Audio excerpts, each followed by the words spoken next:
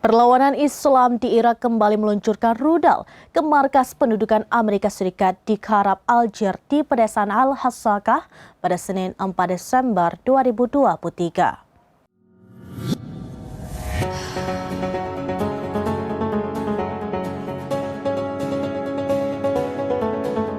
Perlawanan Islam di Irak kembali meluncurkan rudal ke markas pendudukan Amerika Serikat di Kharab Algier di pedesaan Al-Hasakah pada Senin 4 Desember.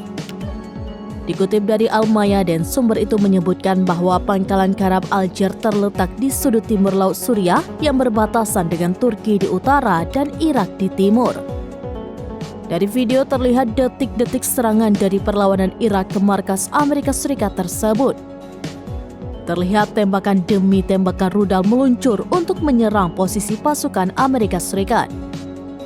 Irak menargetkan pangkalan Amerika Serikat di lapangan terbang Kharab Algier di utara pedesaan Al-Hasakah dengan 7 rudal. Serangan itu terjadi beberapa jam setelah gelombang bala bantuan pertama tiba di pangkalan Amerika. Diketahui sebelum serangan terjadi, sebuah pesawat kargo militer Amerika Serikat yang membawa peralatan dan senjata militer tiba di lapangan terbang Kharab Algier. Pesawat itu berangkat dari pangkalan Amerika Serikat di Kurdistan, Irak. Selain itu, kiriman lain juga sempat tiba di lapangan terbang pada hari Jumat 1 Desember yang membawa peralatan dan senjata serupa.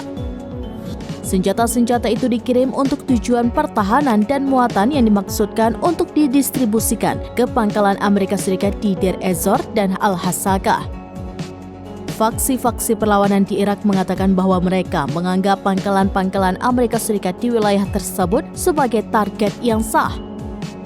Hal itu karena Amerika Serikat telah menawarkan dukungan penuh kepada Israel.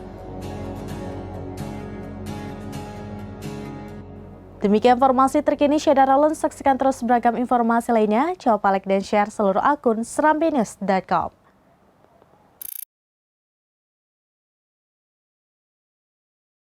Download Tribun X sekarang. Menghadirkan lokal menjadi Indonesia.